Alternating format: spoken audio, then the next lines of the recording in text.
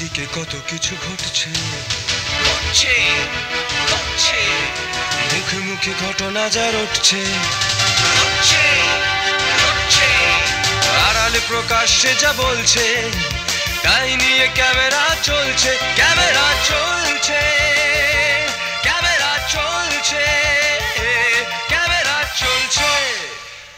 প্রত্যেক লেখকই যখন শুরু করেন তাদের একজন পাঠক হওয়া দরকার সবচেয়ে আগে, তারপরে কোনো একজন আইকনিক লেখককে, যেমন একটা হচ্ছে যে তার আমার খুব কষ্ট হচ্ছিল, স্যার সুনীল গঙ্গোপাধ্যায় একটা জায়গায় লিখছেন আমার বুকটা পুড়ে যাচ্ছিল, এই যে ছবিটা ফুটে উঠল, তো এই ছবিটা কিন্তু পাঠককে টাচ করবে, পাঠককে স্পর্শ করবে। আসলে লেখকের কাজটা কি, আমি যেটা লিখছি সেটা পাঠকের কাছে কমিউনিকেট করা, মানে পাঠক যেন মনে করে যে এই লেখাটা তারই লেখা, তারই জীবন, সে যেন লেখাটার সঙ্গে সঙ্গে এগিয়ে যাচ্ছে।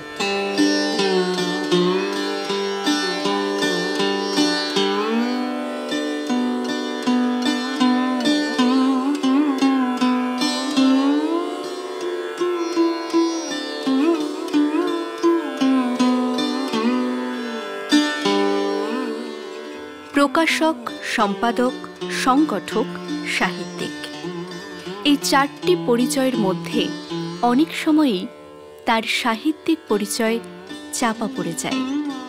তিনি ত্রিদীপ কুমার চট্টোপাধ্যায়। এই যারা প্রণম্য মানুষ, আমি রবীন্দ্রনাথ, শরৎচন্দ্র, তারাশঙ্কর, বিভূতিভূষণ, মানিক বন্দ্যোপাধ্যায় ছেড়েও দিলাম, তার পরবর্তীকালে সমরেশ বসু, সুনীল গঙ্গোপাধ্যায়, সমরেশ মজুমদার, শীর্ষেন্দু মুখোপাধ্যায় এখনও জীবিত, কিংবদন্তি, তাদের লেখার মধ্যে যেটা আছে সেটা হচ্ছে মানুষ, মানুষের কথা, মানুষের সঙ্গে মানুষের সম্পর্ক, এবং সেটা যে পাঠক তাকে নিজস্ব, তাকে একাত্মতায় আবদ্ধ করে। এটাই লেখকদের সবচেয়ে বড় কাজ। যে লেখক করতে পারেন সেই লেখকই পাঠকের প্রিয়তা অর্জন করেন। শিশু সাহিত্যটা অনেক ব্রড স্পেকট্রাম, আমি শিশু সাহিত্য খুব কিছু লিখিনি, আমি কিশোর সাহিত্য লিখেছি। আসলে শিশু কিশোর সাহিত্যটাকে আমরা চিলড্রেন্স লিটারেচার বা বাল সাহিত্য বলি।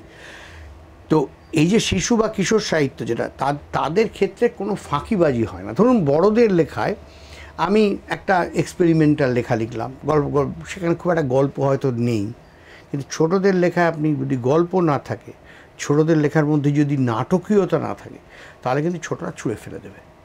সুতরাং ছোটদের লেখা কিন্তু খুব কঠিন। আমাকে নীরেন্দা একদিন বলেছিলেন, আসলে এগুলোই আমার জীবনের সম্পদ, যেসব মানুষদের সঙ্গে মিশতে পেরেছি। নীরেন্দা বললেন, দেখ আমি সুনীল, শীর্ষেন্দুদের বললাম যে ছোটদের লেখায় না লিখলে কলম শুদ্ধ হয় না, কারণ ছোটরাই সবচেয়ে বড় বিচারক। তারপরে তার যখন একটা মানুষের ম্যাচুরিটি এসে যায়, সে যখন পরিণত হয়, তখন তো তাকে সব কথাটা বলার দরকার পড়ে না, একটু ছুঁয়ে ছুঁয়ে গেলেও সেই লেখা আমরা গ্রহণ করি। ছোটদের ক্ষেত্রে এই ফাঁকিবাজিটা চলে না।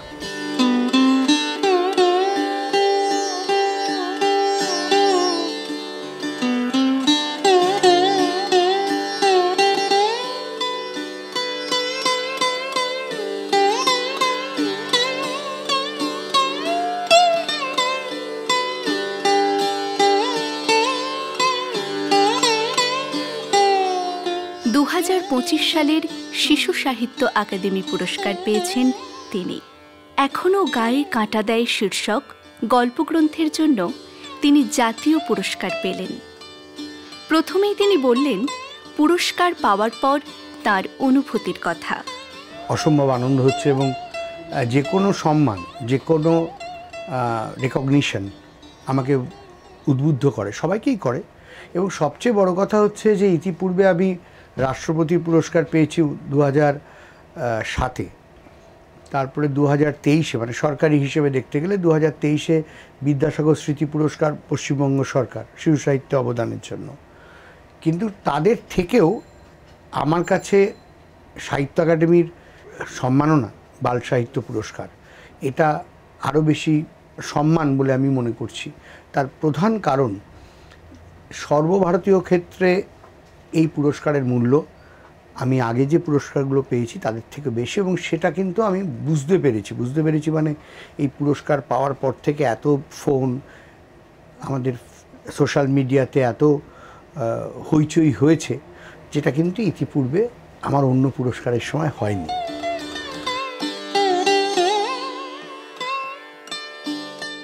মর্মস্পর্শী গল্প, যে আমরা একটা জায়গায় গেছি, সেখানে একটা লোককে আমরা সন্দেহ করছি, দেখা গেল সেই লোকটাই শেষ পর্যন্ত বাঁচানো, সত্যি ঘটনার সঙ্গে গল্পনা মিশে গেছে এরকম। আর এই সবচেয়ে ইন্টারেস্টিং হচ্ছে এই যে প্রথম গল্পটা এখনো গায়ে কাঁটা দেয়, এই গল্পটার বেসটা সত্যি সত্যি মানে সত্যি ঘটনা ভিত্তি করে। বীরভূমে গিয়েছিলাম, সেখানে আমাদের একটা সত্যি অভিজ্ঞতা, সেই সত্যি অভিজ্ঞতাটার সঙ্গে এইটা কল্পনা মিশে গেছে। ছবিটাও সেই, যে ট্রেনের পিছনে আমরা ছুটছি, ট্রেন আমাদের ছেড়ে চলে যাচ্ছে, সেই গল্পটার নাম হচ্ছে এখনো গায়ে কাঁটা।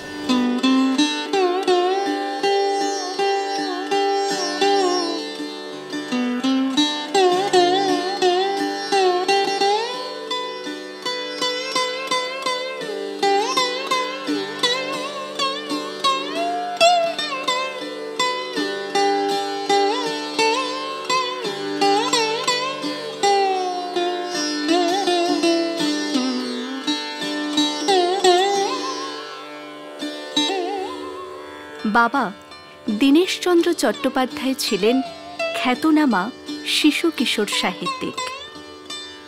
তাঁর লেখা নীলঘূর্ণি, দুরন্ত ঈগল এখনও জনপ্রিয়। বাবার সান্নিধ্য ত্রিদীপবাবুর সাহিত্য সৃষ্টিতে কতটা প্রভাব ফেলেছিল? প্রায় ৩০ বছর ধরে কিশোর ভারতী পত্রিকা সম্পাদনা করছেন, কিন্তু তার নিজের লেখার সূচনা কিভাবে হলো বললেন ত্রিদীপ কুমার চট্টোপাধ্যায় নিজেই। দেখুন, আমার লেখালেখি শুরু খুব খারাপ, মানে আমি যত লিখতাম ততই অমনোনীত হতো। বাবা বলতেন কিচ্ছু হয়নি। প্রত্যেক ছোটদের, প্রত্যেকটা শিশুরই তো একজন আইডল থাকে, আইকন থাকে। আমার বাবা দীনেশচন্দ্র চট্টোপাধ্যায়, যিনি দুরন্ত ঈগল, নীলঘূর্ণির মতো সমস্ত সৃষ্টি করেছেন, উপন্যাস, গল্প এবং কিশোর ভারতী প্রতিষ্ঠাতা সম্পাদক, তো ন্যাচারালি তিনি ছিলেন আমার আইকন। এবার আমি ছোটোবেলা থেকে সবার লেখা বেরোচ্ছে, আমিও দিতাম লেখা, যতবার দিয়েছি ততবার অমনোনীত হয়েছে। প্রথম লেখা আমার প্রকাশিত হয় 1976 সালে, গল্প, কিশোর ভারতীতে, নেশা বলে। সেই গল্পটি যখন দিয়েছিলাম আর যখন বেরোলো, আমি দেখলাম গল্পটা বিষয়টা এক, কিন্তু আমার লেখার নেই। বাবা ওটিকে এডিট করে একদম পরিষ্কার করে দিয়েছে। তো এরকম একজন লেখক, না লেখক, সে যখন লেখালেখির জগতে আসে, তার একটা কনফিডেন্সের অভাব থাকে, আত্মবিশ্বাস আমার ছিল না। আমি একটা সময় ভাবছি আমার দ্বারা লেখালেখি তো হবে না, এবং আমার সাবজেক্ট, আমি বটানিতে এমএসসি করেছি, কোনোভাবেই আর্টসের সঙ্গে যুক্ত নয়। কিন্তু তারপরে বাবা একদিন আমাকে বললেন, খুব, যে কথাটা আমার কাছে সাংঘাতিক গুরুত্বপূর্ণ, বললেন যে দেখো, তোমার একটা সমস্যা হচ্ছে, তুমি না ঠিকমতো গদ্যগুলোকে স্ট্রাকচার করতে পারছো না। তুমি কোনো একজন লেখককে না অনুকরণ করো, একটা সময় অনুকরণ করতে করতে তোমার লেখা কিন্তু তাদের মতন হতে হতেও তোমার নিজস্বতা চলে আসবে। তো আমি প্রথমে শুরু করলাম আমার পিতৃদেবকে অনুকরণ করা। তারপরে আমি সত্যজিৎ রায় পড়ছি, এবং সত্যজিৎ রায় ওই যে বৈঠকি ঘরানা লেখা, ছবি ফুটে ওঠে, সেটা পড়ছি। সুনীল গঙ্গোপাধ্যায় পড়ছি, তাদেরকে অনুকরণ করছি, তাদেরকে একদম সরাসরি অনুকরণ করছি। এই করতে করতে কিন্তু আমার নিজস্ব একটা লেখার ধারা তৈরি হয়ে গেল। দেখুন, আমার প্রত্যেকটা সত্তায় খুব অ্যাক্সিডেন্টালি হয়েছে। মানে আমি আপনাকে প্রথমেই বলেছি, আমার লেখক হওয়ার কোনো কথা নয়, লেখক হয়েছি। তারপরে দেখুন, বাবা জোর করে কিশোর ভারতীতে ঢুকিয়ে দিলেন। বাবার সঙ্গে, বাবার খিদমত খাটতে খাটতে, বাবার চোখ বুঝতে আমাকে সম্পাদনার দায়িত্ব, সেটাও 30 বছর হয়ে গেল। এবার আমি রাস্তা দিয়ে হাঁটছি, তখনকার বইমেলার একজন কর্তা আমাকে বললেন যে আপনি বইমেলায় যুক্ত হতে চান, কলকাতা বইমেলা? হ্যাঁ, হতে চাই। এবার কলকাতা বইমেলায় যুক্ত হলাম, এবং এটা না, এখন বইমেলা আর আমার মধ্যে একটা অদ্ভুত এমন একটা বন্ধন হয়েছে। লোকে না, আপনি তবু অন্য পরিচয়গুলো দিচ্ছেন, অন্যরা প্রথমেই বলে উনি বইমেলার একজন কর্ণধার। তো আমার যে অন্য সত্তাগুলো আছে, লেখক আছে, প্রকাশক আছে, একটা পত্রিকা, 58 বছরের পত্রিকার সম্পাদনা করি, তার জন্য প্রচুর সময় যায়, কেউ সে কথাগুলো বলেন, এটা আমার একটা দুঃখ। সাহিত্যিক অমর মিত্র ও নলিনী বেরা ত্রিদীপ কুমার চট্টোপাধ্যায়ের সাহিত্য কীর্তি নিয়ে বললেন, ত্রিদীপ চট্টোপাধ্যায় সাহিত্য একাডেমির, যেটা কিশোরদের জন্য পুরস্কার আছে, সেটা জাতীয় পুরস্কার, সেটা এবছর পেয়েছেন।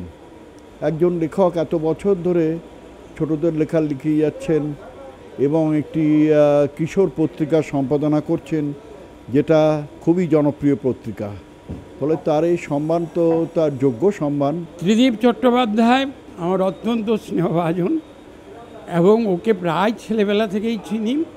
ছোটদের যে লেখাগুলো লেখে, যার দরুন ওই এবারে সাহিত্য একাডেমি পেয়েছে, শিশু সাহিত্য একাডেমি, প্রায় ওর সব লেখাই পড়েছি এবং লেখার মধ্যে যে সারল্য এবং ছোটদের উপযোগী করে যা লেখা, বড়রা সাধারণত ছোটদের লেখা লিখতে খুব একটা পারেন না, কিন্তু ত্রিদীপ এতটাই সাবলীল, অসাধারণ তার এই ছোটদের লেখালেখিগুলো, ফলে যোগ্য লোককেই পুরস্কার দেওয়া হয়েছে।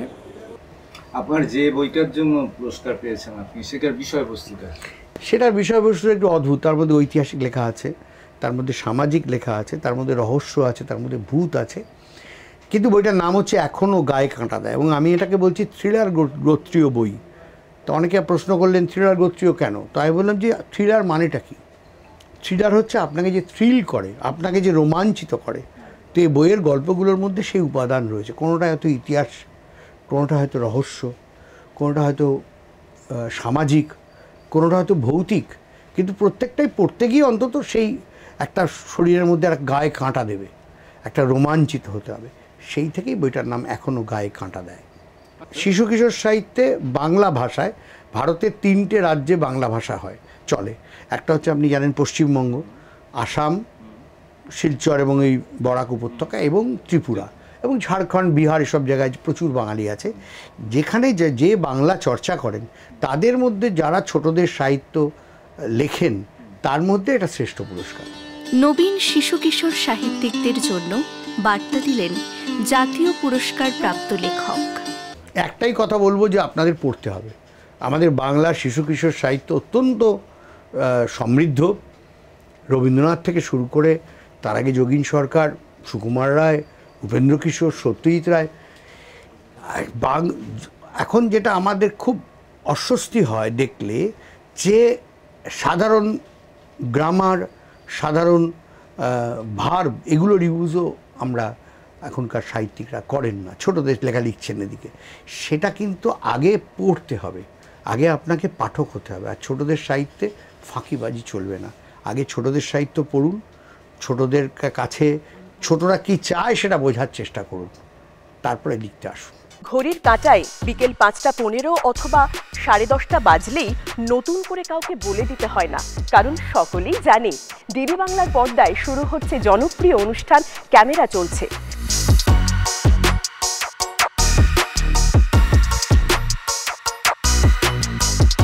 দেখতে দেখতে 25 বছর, সময়টা ছিল 2000 সাল। আছে সাইলেন্ট ফিল্ম প্রজেক্টর, সময়ের সঙ্গে বিবর্তিত মাইক্রোফোন, সারা বাংলার সাহিত্য, শিক্ষা, সংস্কৃতি সবকিছু নিয়েই টেলি ম্যাগাজিন। ক্যামেরা চলছে, শুধু তাই নয়, রয়েছে নানান রকমের ইন্টারেস্টিং গল্প।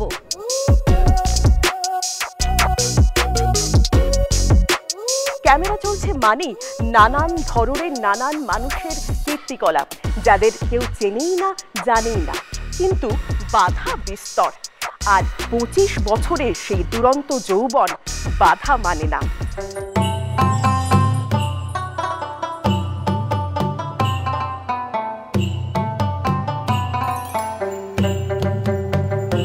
তাই দেখতে থাকুন ক্যামেরা চলছে, দূরদর্শনের পর্দায় সোম থেকে শুক্র বিকেল 5:15 এবং রাত্রি 10:30টায়।